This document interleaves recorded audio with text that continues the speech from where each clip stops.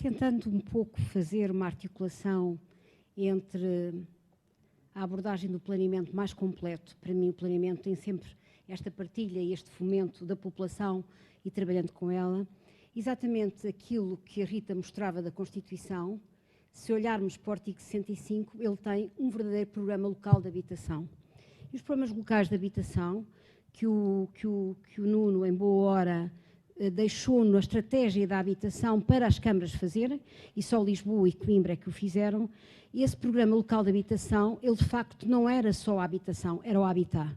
E o habitat pressupõe exatamente o direito ao lugar, no sentido dos equipamentos, da mobilidade. Sem isso, não é possível fazer exatamente o que é acontecer a cidade ou acontecer o urbanismo. E, portanto, eu colocava que, para mim, é tão margem o centro como é a margem.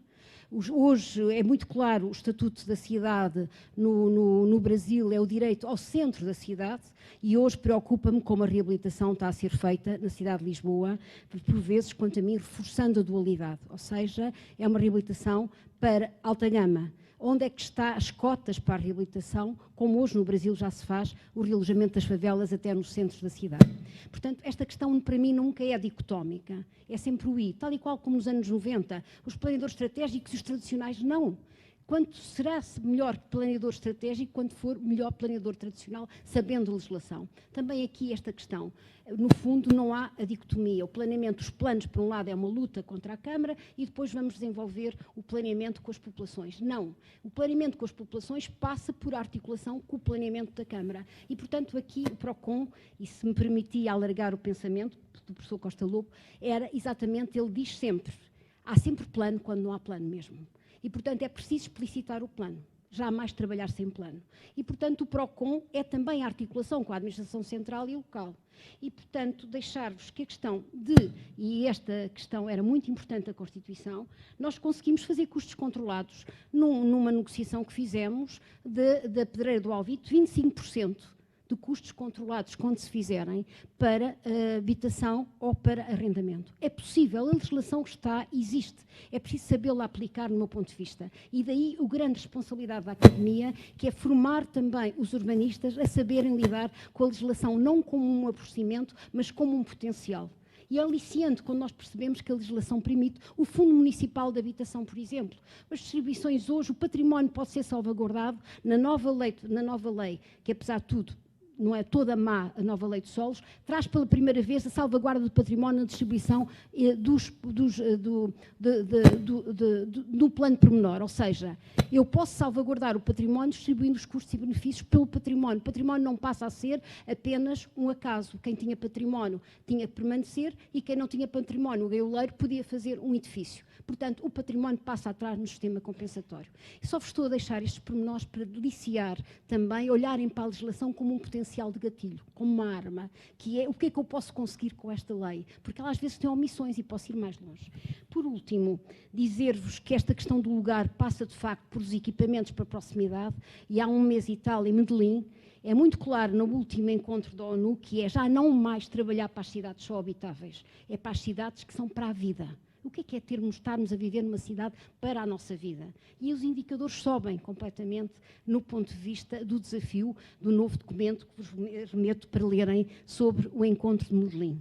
E agora mesmo por último dizer, e foram aqui alguns exemplos, que é as operações de demonstração. Quando se está a fazer planos, ou quando pode-se não estar a fazer planos, por mim eu gosto de fazer planos de pormenor com operações de demonstração, ou seja, é preciso que a população acredite no plano de pormenor, através da operação de demonstração, que pode ser centros cívicos ou podem ser o largo. E não o largo e o centro cívico contra o plano de pormenor. Portanto, esta é a questão, ou contra a unidade de execução. Portanto, é a montante delinear projetos de credibilidade das populações, que elas entendam que o planeamento não é uma alquimia, porque é voltar às suas origens. Quando um plano, e acontece nas auges, se explica à população que não se pode construir na várzea onde há legumes para plantar, a população volta a essa memória atávica, que não construía nas aldeias onde havia exatamente a lesíria. Portanto, passa a ser o conhecimento. O ordenamento não é mais do que isto, que o homem soube sempre fazer, e até o português muito bem, porque vai para o alto e deixando as zonas de várzea para cultivar. E, por último, para vos dizer que a questão dos bairros de intervenção prioritária, eu acho que foram fundamentais e cá está o truque.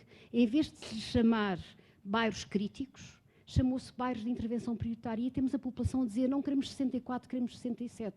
Se fossem e vivessem num bairro crítico, não queriam ser, com certeza, dos bairros críticos. Às vezes é esta forma de marketing que nós temos que ir ao encontro da população. E, portanto, não mais, para mim, é trabalhar dicotomicamente, é trabalhar tudo articuladamente como um desafio, de facto, de intervir.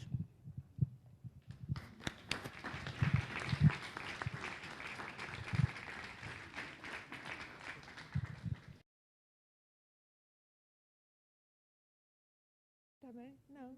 Não quero. Eu preciso do meu minuto para poder ouvir o professor Nuno Portas.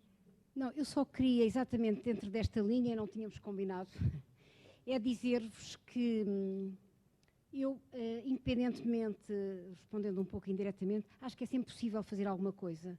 Vive-se uma vez e temos que fazer alguma coisa com alegria. Portanto, há aqui, de facto, neste momento, um caldeamento muito grande de vocês.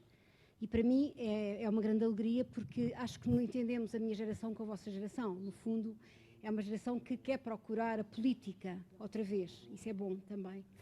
E, portanto, o que vos digo e aquilo que eu sinto é que é necessário fazerem uma plataforma de ideias, de troca e sistematização. Acho que não devem esperar que seja a Câmara a fazer isso. Nós temos os chamados erros de simpatia. Portanto, nós olharmos e dizer o que é a plataforma dos BIP-ZIP, o que é que estão a fazer, o que é que trocaram, o que é que foi o caminho, bom ou mau. Isso sente-se que é necessário fazer isso. Portanto, no fundo, era este desafio que vos deixava e dizer que há muita área de trabalho, do meu ponto de vista. Mas muita área de trabalho. Tomar às câmaras que vocês se organizem e que vão oferecer trabalho. Porque é um olhar mais próximo, que muitas vezes a máquina não tem. Por exemplo, muitas das auges não se podem se recuperar, não são suscetíveis de converter. Não vale a pena estarmos a dizer que a população tem que ficar ali. Há condições que são condições de responsabilidade técnica ficarem ali.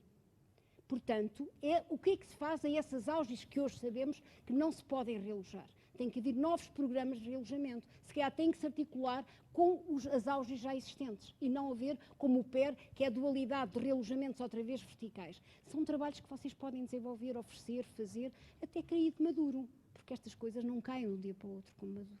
É isto que vos deixava e dizer que estou sempre capaz de poder, com vocês, se quiserem inventar algumas coisas, porque isso foi sempre o meu caminho.